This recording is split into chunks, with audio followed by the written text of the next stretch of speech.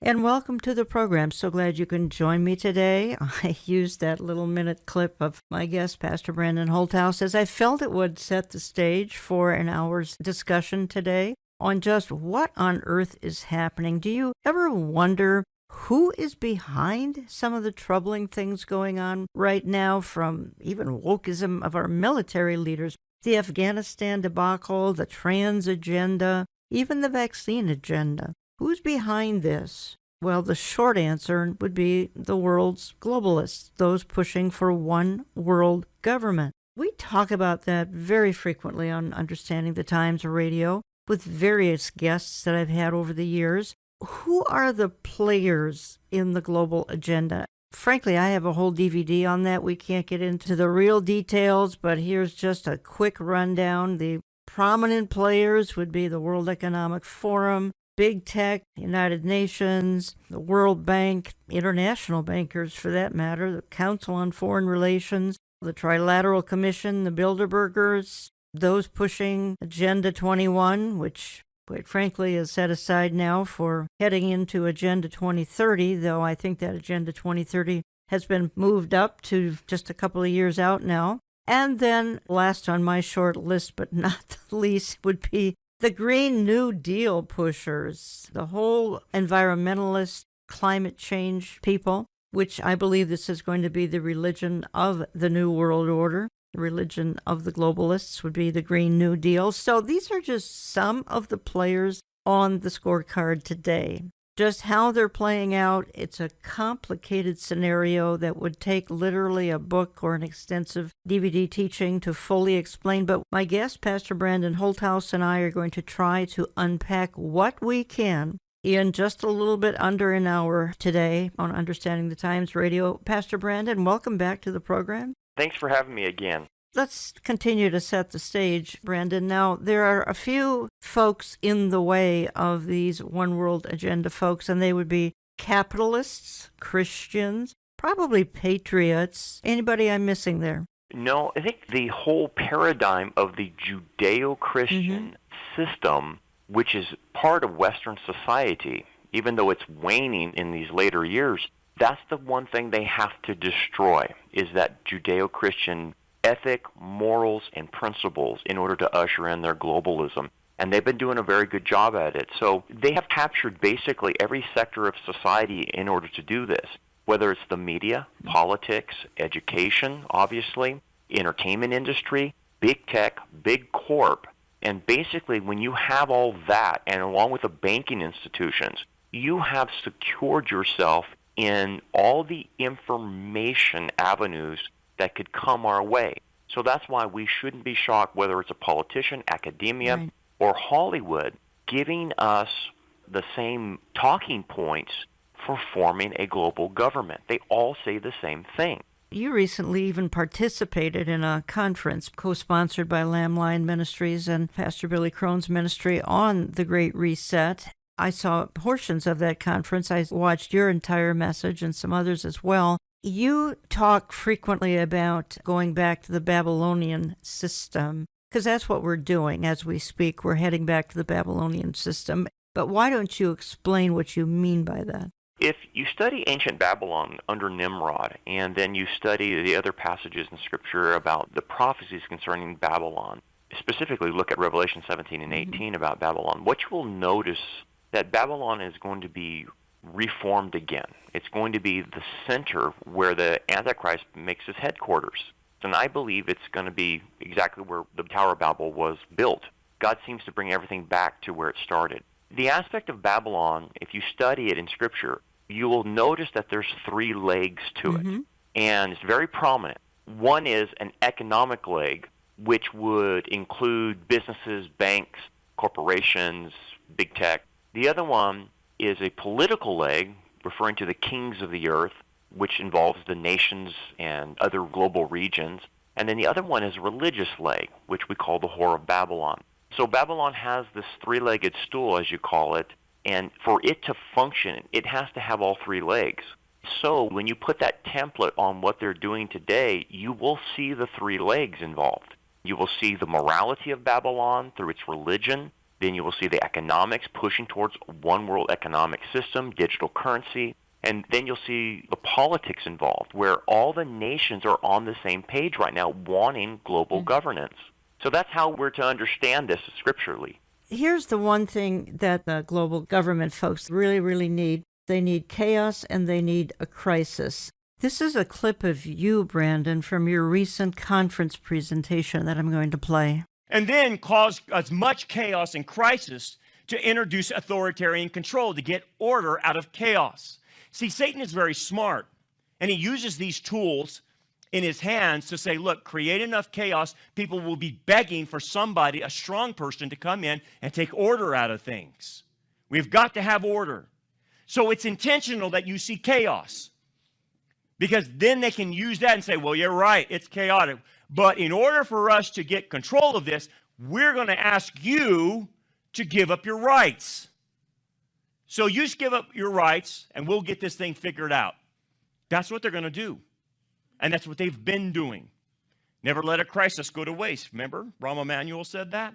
That's what we've been watching play out here for the last year and a half, soon going on 2 years. A virus comes along, instills fear in people. I have a suspicion that another crisis is on the horizon, and I want to ask you about that in just a moment. But the point is, what they're doing is they're getting folks to get nervous and anxious enough so that whoever will come along and offer order out of chaos will be honored. You and I know that's ultimately the Antichrist. Well, there are some Antichrist-esque people right now on the planet who are trying to do the same thing. Klaus Schwab, World Economic Forum, etc., priming the pump. But like you say, there has to be chaos and there has to be fear. And it's been a brilliant plan. It's been quite successful. It sure has. And we call this in intelligence agencies and CIA type stuff, they call this a psychological operation, a psychops. That's exactly what it is. And obviously Satan is using it. But when you do a psychological operation, what they call it is a reaction solution technique.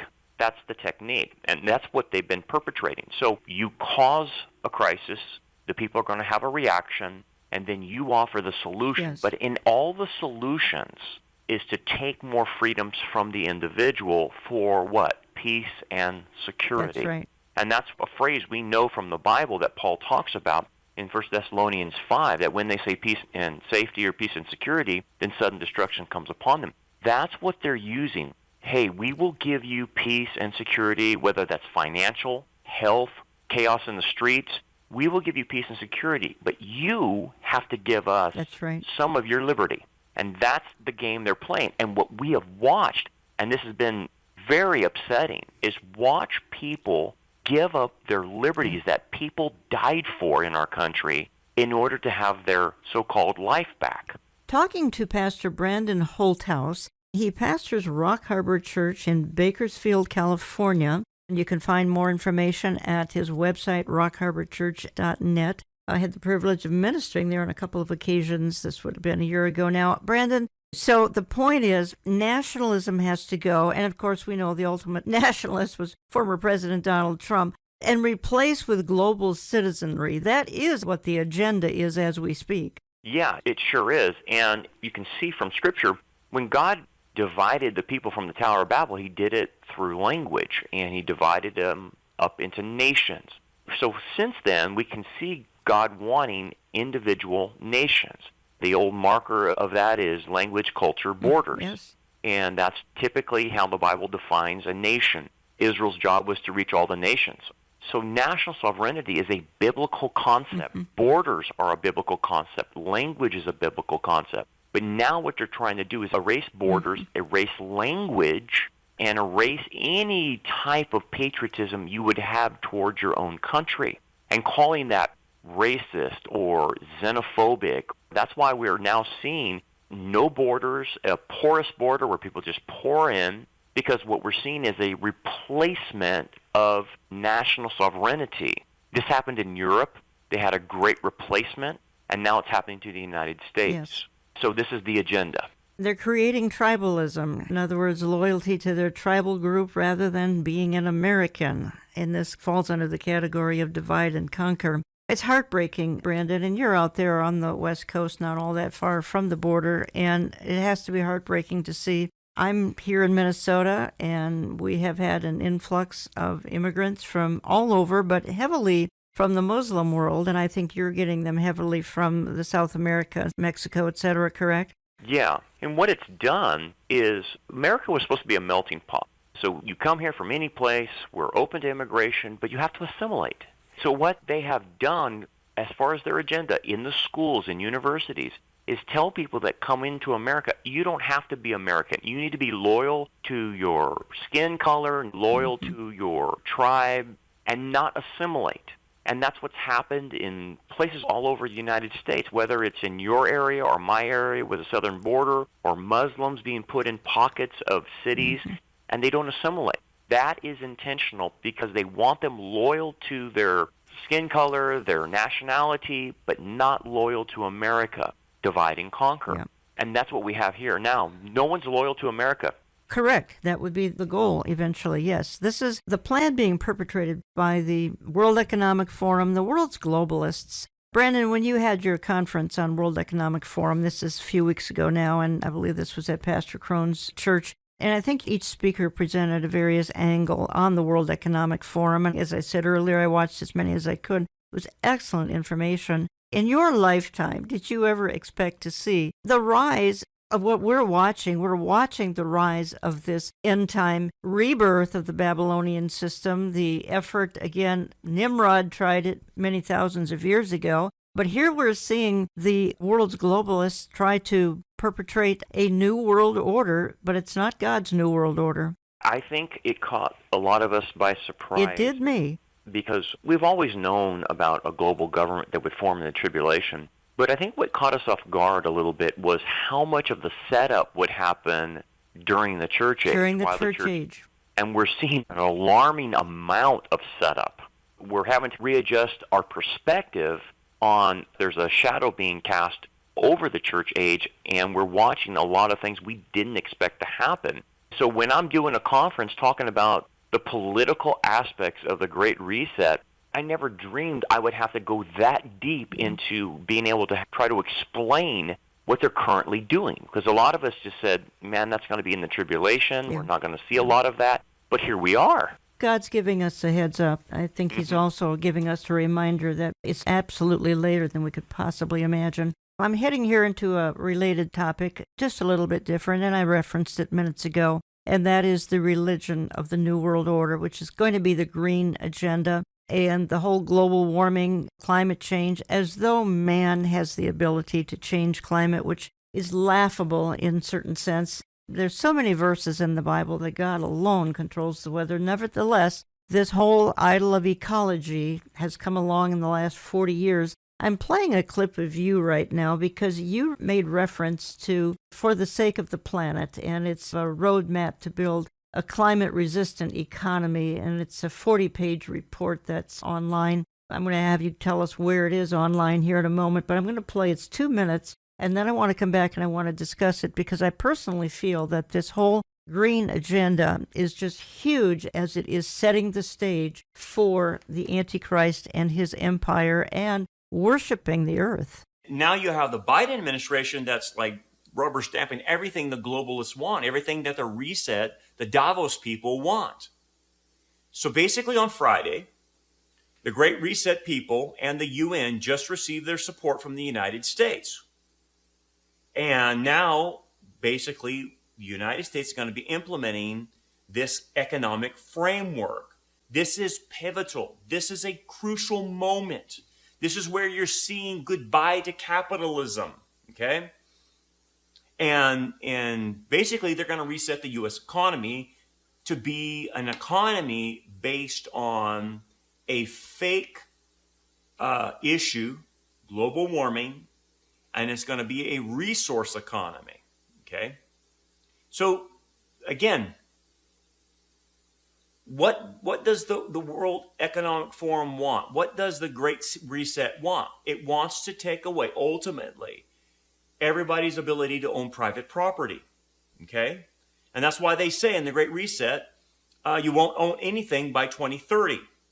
You'll just rent everything, and basically turn everyone into slaves. And they're going to do this, convince people of the world not to own anything, to just rent everything for the sake of the planet, for the sake of carbon gas emissions, greenhouse gases. So they're going to convince people to give up their private property, or either force them to, but that's where this is going. So now you have seen the first implementation, the stair step towards this, and it starts with shaming people, shaming businesses into compliance, because they know they can't do it legally. So in this 40-page report called The Roadmap to Build a Climate Resilient Economy, you can read it for yourself. Go to documentcloud.org from the government website. You can read it there. It's all right there in front of everybody to read. It talks about restructuring the U.S. economy based on, obviously, this pseudo-climate change hoax. And basically said that, climate change is a national security all of a sudden. It's a national security. They've ramped it up to this level, that it's an existential threat. Oh, no, not Iran, not North Korea, not China, not Russia, but climate change. How stupid. And yet people will believe that. Very good point, Brandon Holthouse, and that is they've ramped climate change, which, as you say, is non-existent other than what God does. He changes climate on a 24-hour basis. They've ramped it up to be a national security issue. You talk about end-time strong delusion. This is a good example of it here. The things you've just shared, same category, delusion. And that's where you start seeing the religious element in it, like you mentioned, Yes. because it's totally irrational. It's not based on facts and science, and we know this. We've known that man-made carbon emissions doesn't affect the environment, and we've known that for years. The whole thing has been debunked, so they had to change it from global warming to climate change and blame everything on man's carbon emissions. It's a hoax, but nonetheless, what you start realizing is this has turned into a religion. Because it's a religion, what they have proposed is their form of the apocalypse, that we're all going to die, the planet's going to burn up, Mother Earth needs help, and we all got to do our part. So this is a religion of existential threat that we need to help Mother Earth. We all need to do our part. So therefore, we will exact taxes or money from you in order to pay for this existential threat. This is why Biden got us back into the Paris Accords, where we send billions of dollars to be redistributed to third world countries, because we got to pay our fair share. But eventually, what's going to happen, they're going to use this on an individual level because of this religion. They're going to say, hey, look, we have your credit card, your gas card, and you've driven too much this month, so we're going to stop you and your ability to get gas for your car. That's where it's going. It's even going to come to buying things. If you buy certain things that gives a carbon footprint, well, you're only going to be allowed a certain carbon footprint for the month. And then once you reach that carbon level, you're stopped in buying that. That's where this is going. This is a fanatical, false religion, and it has apocalyptic tones to it. And this is what they're doing, creating another crisis. And the way we're going to solve it is take from you, your private property, your money, your wealth, to stop this existential threat. Very well stated, Brandon. Talking to Brandon Holthouse for the hour. Again, you can find more information about his church, Rock Harbor Church in Bakersfield, at rockharborchurch.net. I have had him on a number of times, and Brandon, you take the prize for getting my program taken off of a certain platform when I have you on. Sorry. You and Pastor Billy Crone specialize in that. I really appreciate that a whole lot. I think this is playing out in a huge fashion here as we wind the church age down and head into, quite frankly, the tribulation is casting a shadow on the church age all the time. That shadow is more prominent than people realize. But I think this is going to be one of the idols of the tribulation, is this earth worship. Talks about that in Romans 8 and really considers that an abomination. Not that we shouldn't be taking care of creation. I get really upset when people hear us suggest that that's what we're suggesting, is that we not take care of creation. That is the last thing I happen to be saying. It's just that the whole movement has been perverted and taken to an extreme and turned out to become earth worship instead of worshiping God. Exactly. And for Christians to understand the difference, God calls us to be stewards of the creation, but we're not to be slaves of the creation. What they're wanting to do in radical environmentalism is worship the creation. Yeah. Christians are for conservation, which is, yeah, everyone wants clean water and clean air, of course. But when you make up fake things that all of a sudden carbon emissions is a poison, then we're not to comply with lies. We're not to participate in those types of lies. We get lumped into, oh, you Christians just don't care about the environment. Right. You're for pollution. You're for unclean water. That's not right. We don't worship the creation. But what you're seeing now is the actual worship of creation, which is what Romans 1 is talking about. And therefore, what will come from that? When people do that, all you have to do is look at Romans 1, and he explains the vices, the immorality that will actually come from that. So when you see how crazy morally and immoral these people are in our world, it's a telltale sign that they're worshiping the creation. And it's nothing but ancient paganism. That's all it is.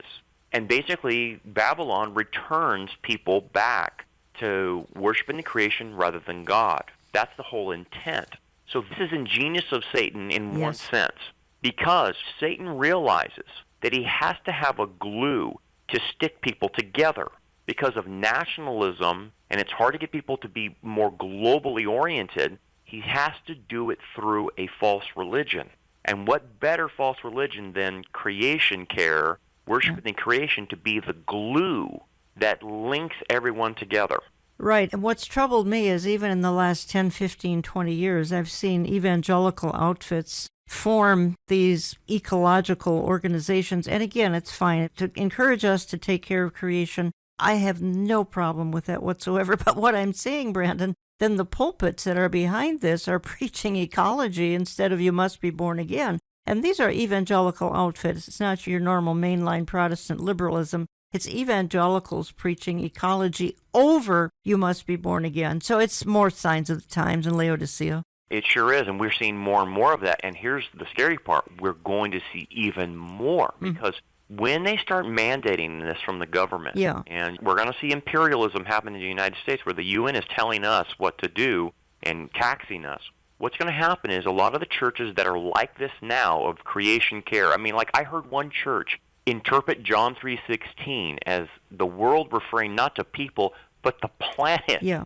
God so loved the planet. Yes. And it's like, okay, man, you're out of your mind interpreting it like that. But that's what they do. Or I saw another church have an altar call. And the altar call wasn't to get saved, but the church had put up barrels of dirt That's right. in the front, and they asked people to come forward, grab a handful of dirt, and make your promise that you're going to do everything you can to save the planet. That's what you're talking about. Yeah, that's what I'm talking about. And I'm not talking about it in the First Unitarian Church. Some of these things we're talking about in First Baptist Church in you fill in the blank cities. That's why I'm troubled by what we're talking about. Here's where I want to go yet. I want to talk a little bit in part 2 of my programming about this social credit score. It's right now very prominent in China, but the point is it's coming to the Western world. I would suspect it would be in America within a year, and you need to understand what it is. I'm going to play a couple of clips about it to help you better understand it. You might have heard the term your ESG score. Well, what is that all about? And is that going to be a good thing or a bad thing? I promise you, anything that is being perpetrated by the globalists of this world is nefarious. And you need to look at all of this in a suspicious manner. So what we're trying to do this hour is help you better understand just what the globalists are up to. And one of the things that's going to be coming down the pike, we don't know when, but I would suspect very soon, you will get a social credit score. What does that mean? What will that allow you to do or not to do? Just how is that going to affect your day-to-day living? Because it will. And you'll hear how it's affecting those in China as we speak. So I'm going to get into that as soon as we get back. I'm going to take a very short time out. Back in a minute or two. Don't go away. What is the Great Reset? Obviously, there's a couple things I want to mention. It is the World Economic Forum's name for it, the UN's name for their goal of creating the globalist system, a one world government, one world economy, one world religion. Pretty easy to understand at the base level, but that's what they're attempting. Well, how does it fit into Bible prophecy? Real simple. If you turn to Revelation 17 and 18, you will see the revived Babylonian system that plays itself out all through the tribulation. And then just to use this verse, Revelation 18:3, it says, for all the nations have drunk the wine of the wrath of her, the whore of Babylon, the religious aspect of her fornication. The kings of the earth, that would be the politicians, the leaders, the globalists, have committed fornication with her. And the merchants of the earth, the businessmen, big tech, big corp, have become rich through the abundance of her luxury. So there's the key aspect. There's the three-legged aspect of the Babylonian system. And so there's the system. The merchants of the world, they are big business. They are your Mark Zuckerbergs. They are your Amazon. They are all these big corporations and big tech that are involved in this. Blackstone, other kinds of major corporations, international corporations. The kings, obviously, rulers, politicians, global elites, they're all involved in this. And then the religious aspect is among us today. The religious aspect can be called lawlessness or 180ism. Now, why did I say that? Because lawlessness doesn't mean anarchy. It simply means that they're going to do everything opposite of what God says. God says this is right. They say this is wrong. It's 180ism. That's the system of lawlessness. So that's why you see wokeism about everything. You see the pushing of immorality. And then when you act like they want you to act, that cleanses you from all their sins. The way you atone in their system is bow a knee and proclaim that they have the truth and you have to submit to their values. That's how you get cleansed. If not, they cancel you. This is the way it goes in the Babylonian system. They have their own set of morality. They have their own high priest class. They have their own sacrifices, and they have their own infidels. That means you and I. We are the infidels in that system. But it is satanic. And welcome back. You're listening to Understanding the Times Radio. That's the voice of my guest for the hour, Pastor Brandon Holthouse. You can find out more at his website, which is rockharborchurch.net. Headquarters out of Bakersfield, California. I got to meet the wonderful people at Rock Harbor Church in January a year ago. I was ministered there a couple of times. By the way, folks, we are very active on social media. Check it out, won't you? Find us on Telegram, on Facebook, on Gab, Instagram, Rumble, YouTube. Join the conversation there. My goodness, thousands of people are talking to each other and about all the issues that are going on in the world. Again, it's a big lineup of Telegram, Facebook, Gab, Instagram, Rumble, YouTube. You can always dialogue with me if you want to write me through the website, olivetreeviews.org, olivetreeviews.org. Don't forget we have a video version of this program, so if you want to see the things we're talking about, you want to see the clips we're playing, etc., you can find that. We post it to Rumble, we post it to YouTube. Most important, we post it to our website, olivetreeviews.org, olivetreeviews.org, both the audio and the video. Now, I mentioned in part one of the programming that I wanted to talk a little bit about the social credit score, which is, as we speak, flourishing in China. And I think what I need to do is play a short clip, and it's describing exactly how it plays out in China. Now, the question is, when does this come to the Western world, and what are the implications of it playing out in your city, in my city, say in Canada, in America? Because it will have tremendous implications once it hits the Western world, and many feel that is within the next year or so. So I'm going to play this very short clip, and then we'll come back, and I'm going to talk about it with my guest, Pastor Brandon Holthouse. Everywhere she goes, Ouyang Haoyu is followed. What she buys, how she behaves, is tracked and scored to show how responsible and trustworthy she is. It's called the social credit system, and in one version now being tested, a person's reputation is scored on a scale of 350 to 950. And Haoyu, with a good score of 752, is okay with it. In fact, most people are. It's a mechanism pushes you to become a better citizen. It's big data meets Big Brother, expanding how the government monitors, understands, and ultimately controls its 1.4 billion citizens. Thanks to advances in artificial intelligence and facial recognition. and a web of more than 200 million surveillance cameras. Are people bothered by privacy concerns? We think the lot of camera keep the safety is really good. We can accept it. Companies are experimenting with the algorithms to help the government create the new national social credit system. The government also has pilot projects. In one, citizens are required to do hours of unpaid work to get benefits. And scores are docked for things like littering, a messy yard, gossip, even jaywalking.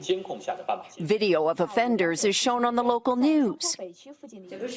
And information collectors like Jo Ai-Ni are paid to report on their neighbors. Her quota, 10 entries a month. Like the man who carried a drunk person home. A good deed, she says. Good social credit gets rewarded with perks like cheap loans and travel deals. But a bad score means public shame and worse. Brandon Holthouse, I picked out several things in that little clip that jumped out at me. One gentleman said, well, this is helping our safety, so it's good. Trading all sorts of things for the illusion of safety. But we have something going on now called the ESG, Environmental, Social, and Governance. How would you compare this social credit score that we just heard this little minute-and-a-half clip about with the ESG score that's either being implemented perhaps as we speak because we've got credit card companies and more who are jumping on the bandwagon of this kind of technology? I think when you saw China's social credit score, that was the prototype. Yes. For what they wanted to use globally. What they have come up with is what you call the ESG score, the environmental, social, and governance. That will be what your reputation is based on. And they have already gotten all the international banking and most of the national banks here in the United States on board on this, that they will be implementing ESG scores. Now, right now, it's not on the personal one-on-one level, but the stair step is this. It's at the banking level and who the banks do business with. And this is critical to understand. They can't legislate this, so they have to do it through the corporations and banking. And basically it works like this. If a bank is ESG compliant, then it will only give loans to other companies who are also ESG compliant. You will only do business with other companies who are ESG. If you're not, you're shamed and you're told to explain why are you not ESG, and you're outed from doing business with other people. So this is how they're going to do it on the business level. But eventually it comes to the personal level. And the personal level is going to hit us like it's hitting people in China. And if your environmental score, your social score, and your governance score is not adequate, here's how it will eventually affect you. You won't be able to go to certain schools or colleges. You won't be able to take out certain loans from ESG-compliant banks. You won't be able to purchase, buy, and selling certain things, particularly things that could help you, maybe food or even protection through buying guns and ammo. If your ESG score is low, you won't be able to travel. This is what happens in China. They can't use the bus, they can't use the railway, and they can't fly. This is all coming on a personal level faster than what people know. It's at the banking level right now. It's at the corporate level, but it's coming to a customer near you.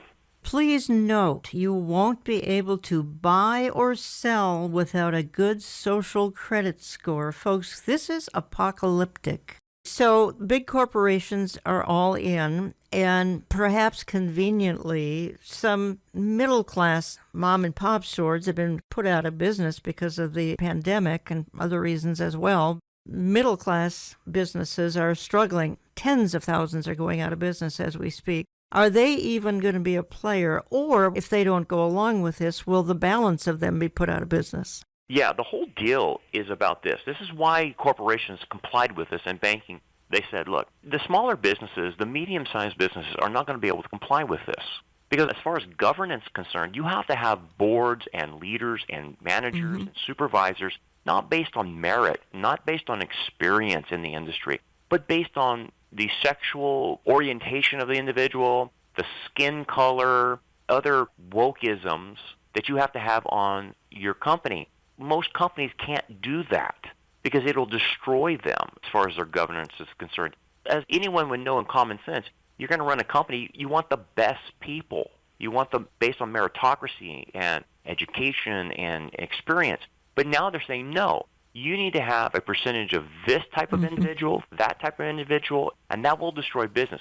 So basically, here's what the game is: to put small business and medium businesses out of business so that the big corporations monopolize the entire market. That's why these corporations and banks are willing to comply, because they're able to make billions of dollars through this. So that small business goes out of business, but That's big right. business continues to prosper and doubly prosper. That's right. So the big businesses are willing to take a little hit now, but for big money later when everyone goes out of business.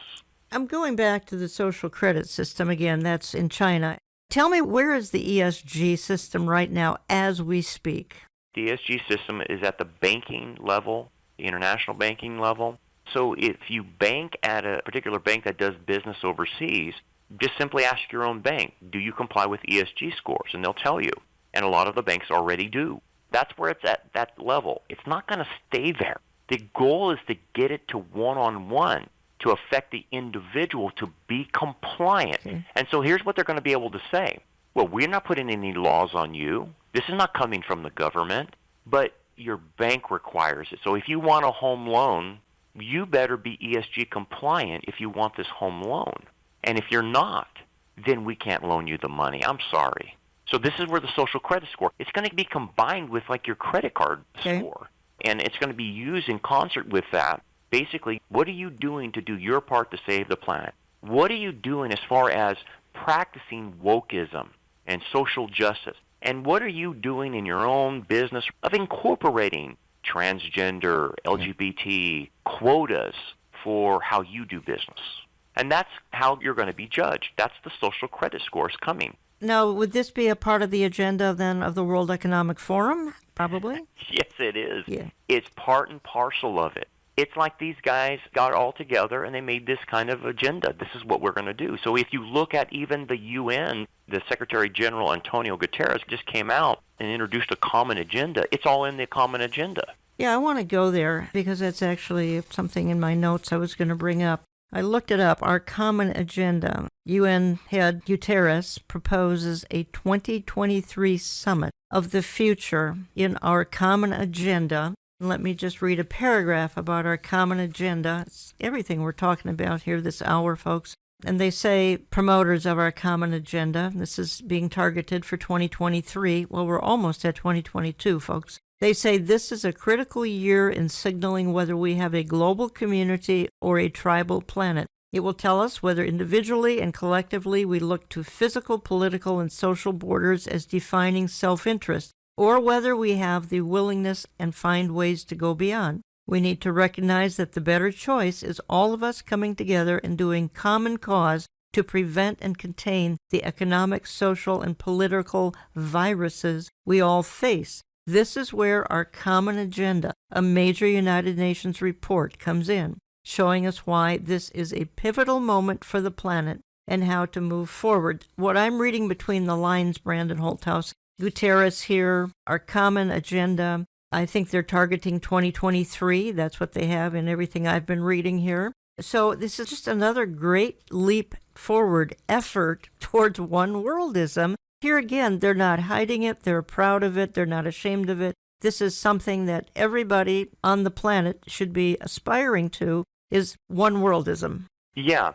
Anybody can read this. You just go to un.org and look at Common Agenda, and it's there for anyone to see. And they actually tell you, just like you're saying, they don't hide this. They tell you, when you read all these points, they have like 12 points.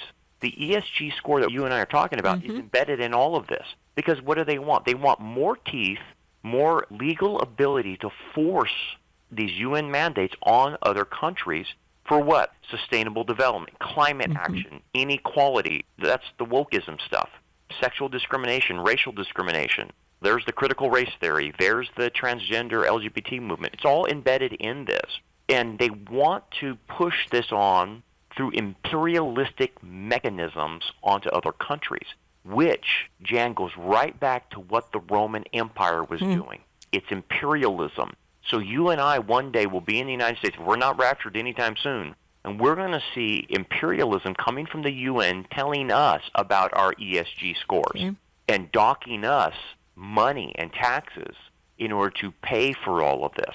At one time, it seemed, Brandon, that the target date for a lot of this was 2030. There's even Agenda 2030. I think they were aspiring to have a global change in 2030. I'm wondering if this has been ramped up a whole lot. Now I'm reading 2023. That's what this agenda we're talking about here. Our common agenda, the goal is 2023. I'm just wondering if the globalists have upped the ante and moved the date much closer to us than 2030. Do you get that impression? I do, and the test case of where I'm getting my impression is the last 2 years. Yes. I think they saw with the pandemic how easy it was to maneuver this. Okay. And I think they used that as a template saying, well, let's just get everything accomplished because people are just taking it. People are just not fighting back. Oh, yeah, there's a few protests in here, but by and large, most people are not pushing back on this. So I think the last 2 years is the way we have to view this. Therefore, they have kicked this thing into high gear, and they are going for it. So I believe things are going to develop faster than what people think. I think you're right, which is a good word of warning to my audience. And I think what we need to do, Brandon, is spend just a moment here. We've spent 3/4 of a program with some kind of bleak news, and I think we need to present the more encouraging angle to all of this. Of course, the thing that leaps out in my mind when it comes to the positive angle is all of this is a herald of his coming. All of this is reminding us that the tribulation is just over a fence post. You can almost hear the hoofbeats of the 4 horsemen of the apocalypse. And you and I believe in a pre-tribulation rapture. The church is removed before all of the terrible hell breaks loose. That is certainly forming. But you go ahead. I'd like you to encourage my audience as well, and I know you do that very well. One of the things we have to keep in mind as prophecy students is we're going to have a bittersweet element to prophecy. Just like when John was told to swallow the small scroll in Revelation 10, it's bitter to watch all this happen to our world. It's horrible to watch. But at the same time, there's a sweetness about it. The sweetness is God is allowing this to head to the tribulation to get his son on the throne and to rule for 1,000 years. Yes. That's what this is all about. So we're getting closer to Jesus' ruling and reigning after the second coming. It also signals to us that we're getting closer to being taken away in the rapture. When I look at this, yeah, there's that bittersweet element, but you got to keep the sweetness in mind. We're closer to seeing the Lord. Then what we need to do from all of that with the bittersweet element is to understand this is supposed to prepare us. Prophecy is to prepare us, not scare us. And therefore, how do I prepare, Brandon? Well, if things are going to escalate with birth pains becoming closer in time and bigger, I need to prepare spiritually for that. Well, what do you mean? It means that I need to be about my Father's business. I need to be working and finishing well. I need to be able to cross that finish line and give it everything I had until we're taken home. It's not a time to surrender. It's not a time to sit on the spiritual couch and do nothing. It is time, and the urgency calls for us to get out, evangelize, disciple, be a watcher on the wall, and be the warning. Now, people will say, well, what's the point, Brandon? It's just going to end in the tribulation anyway. What's the point?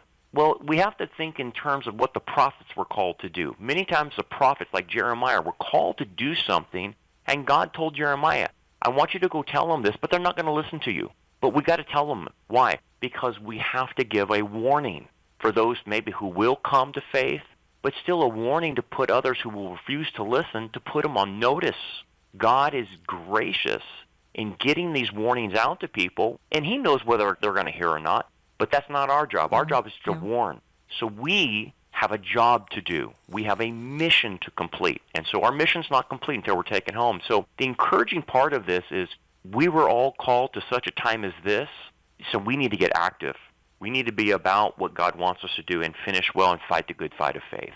Very well said, Brandon. You recently ministered at a prophecy conference put on by Pastor Billy Crone, Lamb Lion Ministries, and I ministered very recently at Behold He Comes, Pastor Jack Hibbs, Calvary Chapel, Chino Hills, California. We both met a lot of people in the process and heard their stories. Not that we don't hear from them by email and by snail mail as well. I get a lot of emails expressing a lot of frustrations with the church today. And it would seem that the church today, not all, we certainly know there are good churches out there, and just thrilled whenever I get a note saying I'm a part of a wonderful Bible preaching church, and it even talks about the fact that the King is coming. But they are in the minority.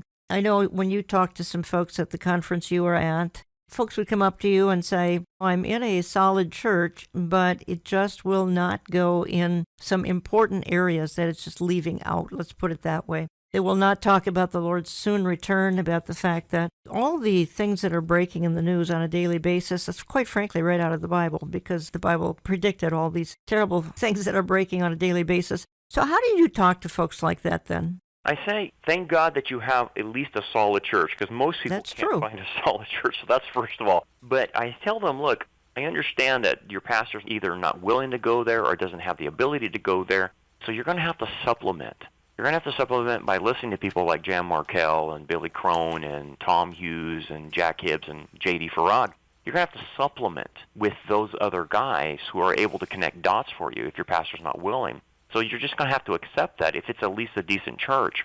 And they're okay with that, and that's fine. It's not what we would want. We want these churches to help equip the saints, but they're not being equipped for this season. So you have to just turn them to other resources.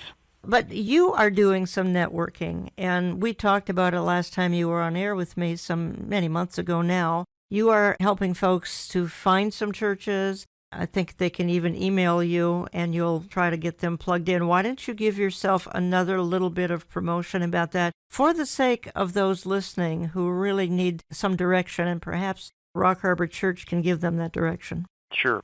We've talked about this before. The biggest questions we always get is, I can't find a church in my area. So what we decided to do is try to help the remnant, helping them find churches in their areas. And so we have put together on our staff guys who are willing to do some research for these people, to search out the area, at least through online, and see the statement of faith of the churches surrounding them. And then what we do is we recommend that they go, and then they report back to us in a kind of a reconnaissance of, okay, what did you find when you talked to the pastor? Does the pastor match what the statement is online? What we were able to do is start locating fairly decent churches around the nation. And we're working on a plug-in for our website eventually that's going to have the ability to show people on a map in the United States where some good churches are that we have identified. Now, they might have to drive to them a ways away, but at least we can tell them, here's a church in your area. So people have emailed us, and we are doing our best to help them in finding churches. If we can't, sometimes we recommend them starting a Bible study, and we equip them with commentaries or whatever we need to supply, because this is the problem out there. It's like a wasteland. Yeah. So we have decided to try to help them out. Best email then for that would be? info@rockharborchurch.net. info@rockharborchurch.net. You might not get directly connected to Pastor Brandon Holthouse, but he's got a staff who's willing to help you as much as they can. Brandon, another year is winding down here. And by the way, thank you for what you're doing. I just personally want to thank you from the remnant believers out in listener land. They are so appreciative that somebody would care that much to help them get plugged in. Our year is winding down. We got another couple months left, but I'd like your take, and I'm down to about 3 minutes here. Your take on the current year. What, when it comes to things that the Bible predicted, which, of course, that's legions of things. So we're seeing things break in the headlines on a daily basis that I think have end-time significance. But if you could pick one or two issues here for 2021 that have some biblical significance, what would they be? Jan, I think the big takeaway from last year is the vaccine mandates. I agree. That was a watershed event that's continuing on, and we're watching authoritarian, totalitarian types of things happen from this, to where it's not your choice anymore that you can get vaccinated. It's a demand, and you will lose your job for it. And then we see scenes in Australia of a police state that's developed there. And can that police state develop here in America if they start forcing this on people and not taking religious exemptions or medical exemptions? What has this turned into? It has turned into a totalitarian play to capture our rights. And I think that is the biggest thing people need to realize.